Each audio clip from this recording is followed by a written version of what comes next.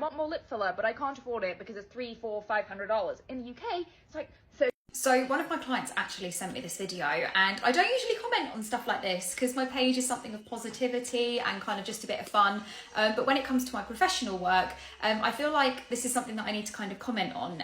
So within the aesthetics world, I am what they call a non-medic. So I'm not a doctor, I'm not a nurse, I am not medically trained to the level of a doctor or a nurse or anything like that. However, I still do hold all of the absolute necessary aesthetics, complications, emergency, first aid qualifications that are needed.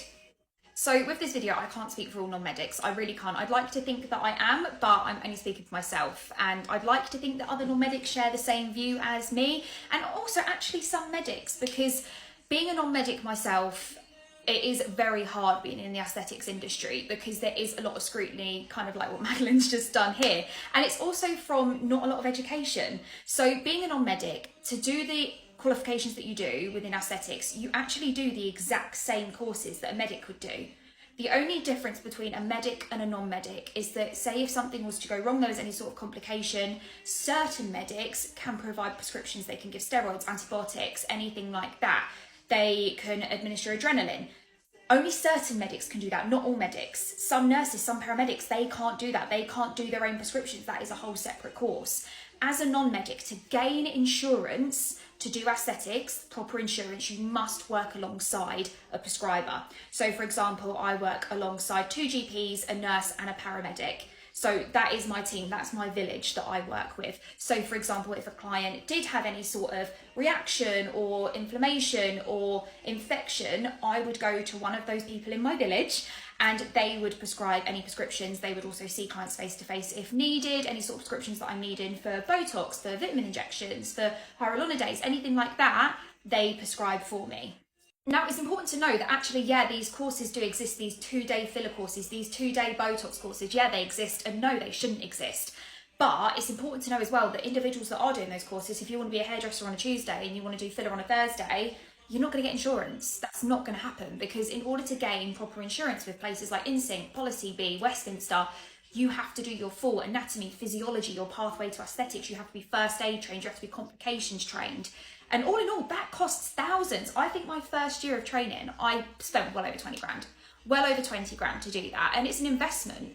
But I think tarnishing the whole, you must be a nurse, you must be a doctor in order to provide aesthetics, personally, I think that is a load of shit. I really do think it is. And I think that, speaking as myself as a non-medic, I think some of the work that I produce is fantastic. I think, actually, I'm going to back myself. I think the work that I produce is fantastic.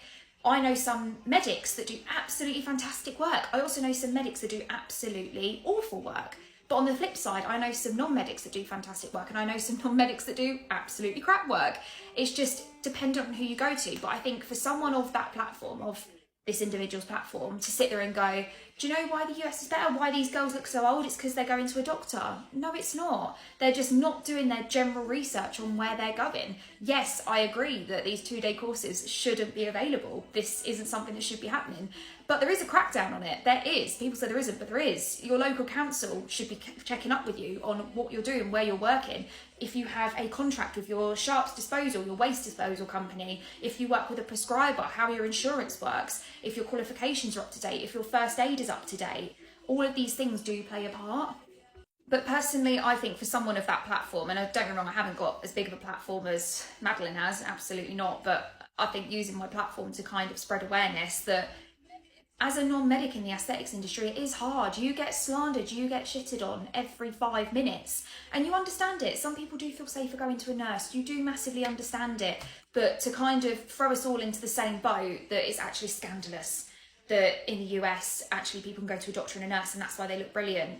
People in the US don't look great. Some of them look fantastic, some of them don't. But to say that that is the reason because people are going to non-medics, I think that that is a very harsh generalisation that just isn't true at all. It isn't true. One thing I do agree on though is people undercharging. People undercharging massively. So hearing the whole 30, 40, 50 quid for filler is pretty unheard of. The only time you'd really see that is if you're going to a training academy, if you're being a model for someone who is training. That's generally where the prices are a bit cheaper. But as a client, if someone is offering filler for 30, 40, 50 quid, red flag, don't go to them. But in the UK, for a mil of standard lip filler, so not Russian or anything, standard lip filler, you're looking anywhere between 120 to 250 even a mil. So I think the kind of price on that video wasn't very accurate, if I'm honest, either.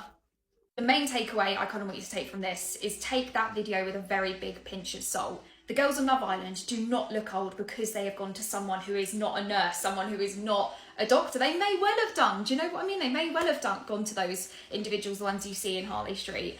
But don't think that because someone is not a doctor, or because they're not a nurse, or they're not a paramedic or anything like that, that they're not trustworthy, that they're not reputable, that they're not legit, because you will find that some of the best injectors are actually non-medics.